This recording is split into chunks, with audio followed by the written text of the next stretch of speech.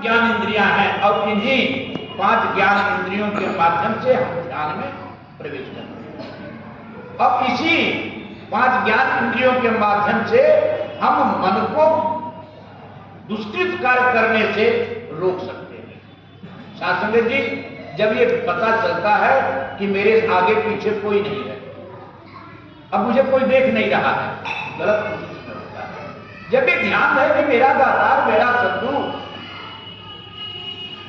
मेरे अंग संग है,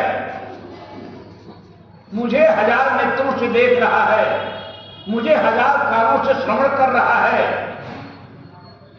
शास्त्र जी, जब इतना भान होता है तो कभी भी गलत कार्य नहीं होता। और शास्त्र जी आगे फरमाते हैं, तैसे प्रिया प्रेम रस रसिक रसाल संत, तृष्णा ना घटत प्रबल अंग अंग।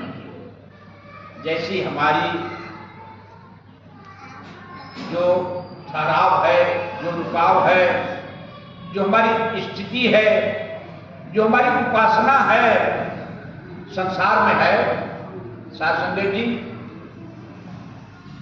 जैसे कहते हैं अर्थन धर्मन काम रूपी गति में चाहो निर्माण, जन्म जन्म सिया राम पद यह वरदान न आन। इसीलिए ये कहते हैं रसिक रसाल संत, तृष्णा ना घटत प्रबल अंग गम। अरे शास्त्र जी, जो अभाव में है उसकी तृष्णा तो हो सकती है,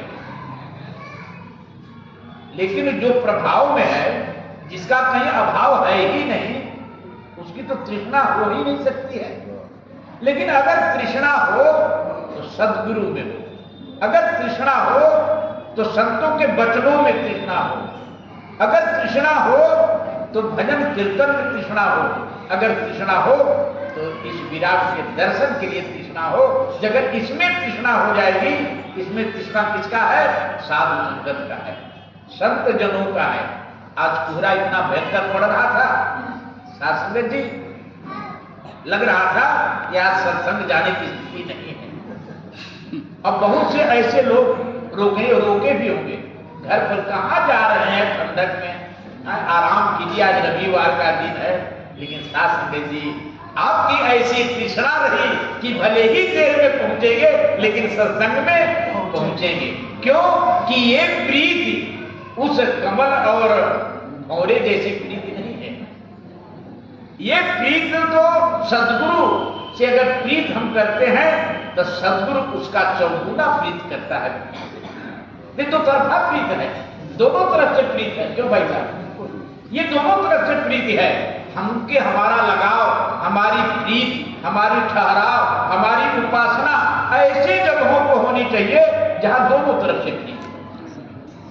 माँ और बच्चे की प्रीत, माँ की जो प्रीति है बच्चे पर है और बच्चे का प्रीत माँ पर है।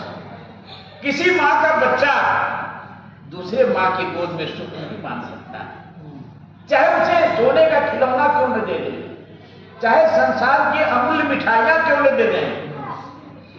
सासंगे जी वो रोता रहेगा, फेंकता रहेगा, उस कीमत, खिलौने की कीमत नहीं समझेगा, मिठाई की कीमत नहीं समझेगा। और जब माँ का गोद मिल जाता है तो सासंगे जी उसकी वो आंसू का पान करने लगता है, क्योंकि उसको माँ का गोद चाहिए था। ऐसे ही जब भक्त को सद्गुरु का गोद प्यारा हो जाता है तो संसार का जो है संसार तुच्छ हो जाता है, हर चीजें तुच्छ हो जाती है, वो मिट्टी के समान लगने लगती है। तो शास्त्र की हमें प्रीत कहाँ करनी है? साधु संगत से प्रीत करनी है, सत्संग से प्रीत करनी है, ये सद्गुरु से प्रीत करनी है, इस विराट से प्रीत करनी है। क्यों कि इसमें दो तरफा प्रीत है। हम थोड़ा प्रीत करते हैं तो वहां से ज्यादा प्रीत, बच्चे के प्रीत से मां की प्रीत कहीं गुना ज्यादा।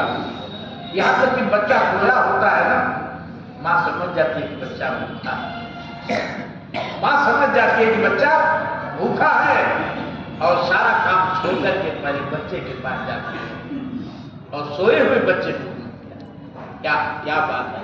ऐसे ही मेरे दातार, ऐसे ही मेरे सद्गुरु हैं। साधु जी विश्वास मानिए, अनुभव करके देख लीजिए। कभी मिथ्या नहीं कर सकता। अनुभव कीजिए।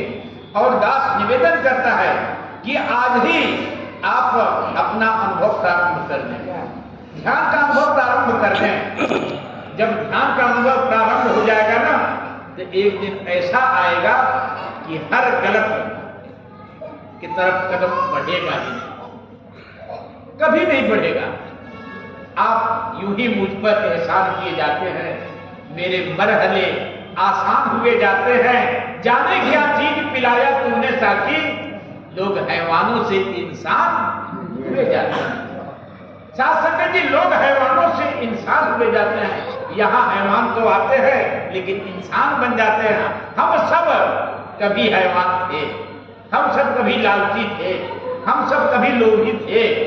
लेकिन साथ संगत जी, आज दरबार में आने के बाद, सदगुरु के श्री चरणों में आने के बाद, सदगुरु की प्रीति को अनुभव करने के बाद ऐसा लगता है मारे मेरे दाता, मेरा जीवन सुंदर हो गया।